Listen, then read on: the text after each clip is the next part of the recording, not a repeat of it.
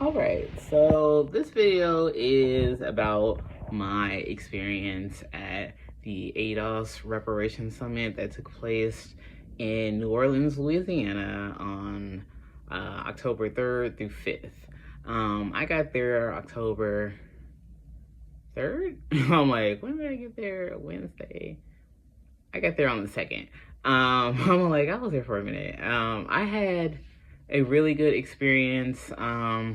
This is my first time going to New Orleans, my first official time visiting the South. I was a little apprehensive, a little bit, just because I was, going by myself and I don't really know what to expect. Even though people told me like New Orleans is such a beautiful place, magical place, like, I didn't know what to really expect, but it was very beautiful and welcoming, and I felt very safe and comfortable. I stayed at the Omni Riverfront Hotel, which was across the street from the Hilton, which is where the summit took place. So I was close, within walking distance, so I didn't feel like, I felt safe enough to walk around by myself. And yeah. Let me talk about the conference. The conference itself was their third, summit. I keep saying conference, summit interchangeably because they've had two conferences before. But the point of the summit, I feel like, was to extend an open arm to people who may be like ideologically different, and how they see reparations, but like just being able to come together and like build on the things that we do agree on, and see where we can work from there. So it was 3 days. One day was the Research Institute. ADOS has a Research Institute. It was a symposium given by different scholars and professors and people who study different disciplines, but all focused on like ADOS life and ADOS outcomes, and trying to provide some like historical evidence in support of the reparations campaign. So yeah, that was the first day, and it was packed. It was packed in there. So many. And let me say this too. I'm speaking as someone who went to the conference. I am not like a representative of ADOS.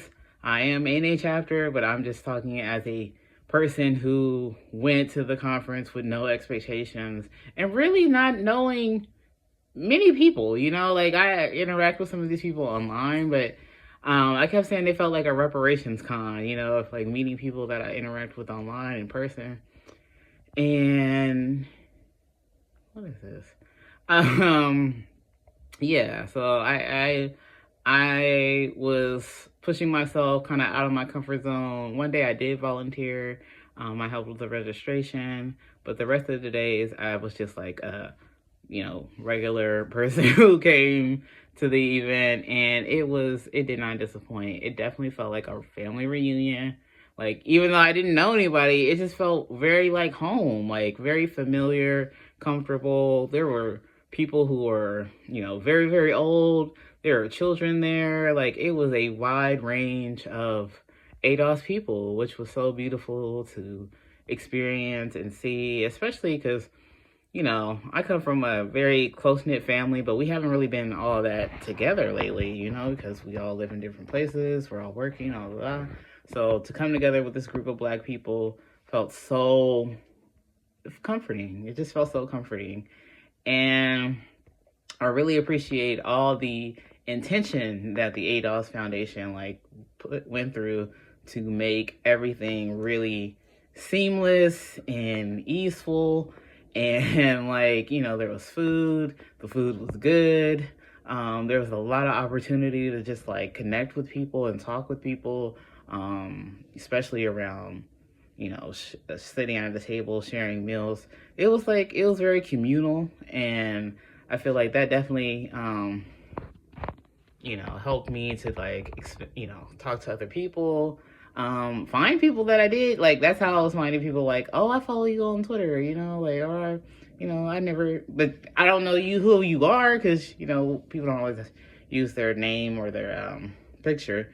Even though there was some people who did, like, who I did recognize, because they do use their name in the picture. And it was like, I don't know, I wasn't like fangirling, you know, like, I was just like, okay, these are regular people, but also I was just like, man, you are a fucking star on the internet, you know, like, or at least in our small niche community or whatever. But yeah, it was great. I enjoyed I enjoyed everything. Every of the keynote speakers were electrifying. Like, that day was probably the best day, because we were all together.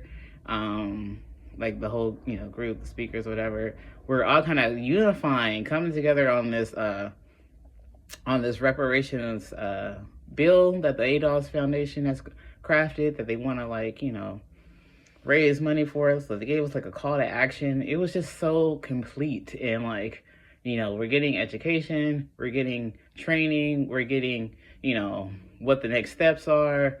It was activating. It was very activating. Like, I just feel very activated afterwards, to continue, you know, in our work or whatever. And one thing I wanted to say, or I wanted to, like, really emphasize, was there was such a diversity of people there. Like, there were hella men, there were hella women, there were hella, like, queer people, there were hella old people, you know, like, people who had maybe higher education levels or socioeconomic levels.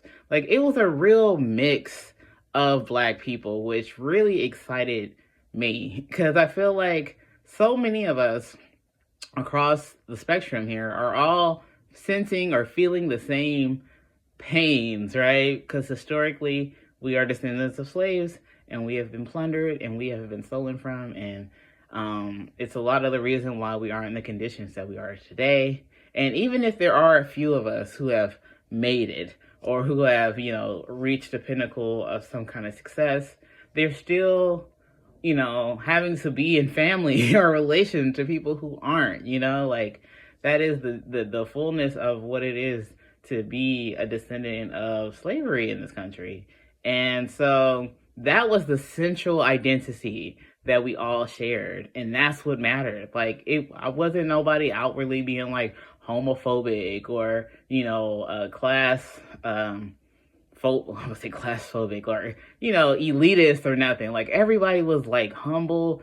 It was very, like, how can I help? Very service-based. Yvette always stresses that we are in service of each other, and it definitely felt that way. Like, no matter who the fuck you was, like, you were in service of each other.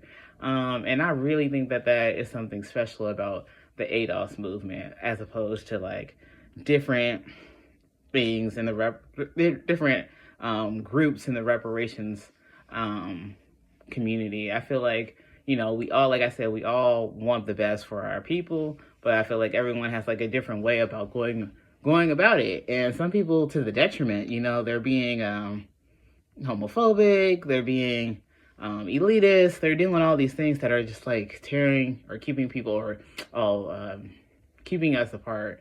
So I feel like ADOS definitely knows how to keep us together, and I really love them for that. And yeah, that's kind of the basis of my experience. I just wanted to note that. I've been thinking about it. I even wrote notes, like, as I was there, like, about everything I went through or experienced. Just little, like, man, like, there was one moment, like, when we were coming back from a break on the keynote day, and, you know, Black people, we all, like, we just came from a break. They had, like, some cake or something for us. We're coming back. People are talking, chatting about themselves, and Yvette gets on the mic, and she's like, "All right, family. All right, y'all. I know y'all happy to see each other. I know y'all happy. You know, y'all got some good cake. Like, it's good, right? Let's good. Let's get back to our seat." Like, she was being very patient, very, like, she knew her niggas, you know? Like, I just really, really love that and appreciate that sentiment about the ADOS Foundation altogether.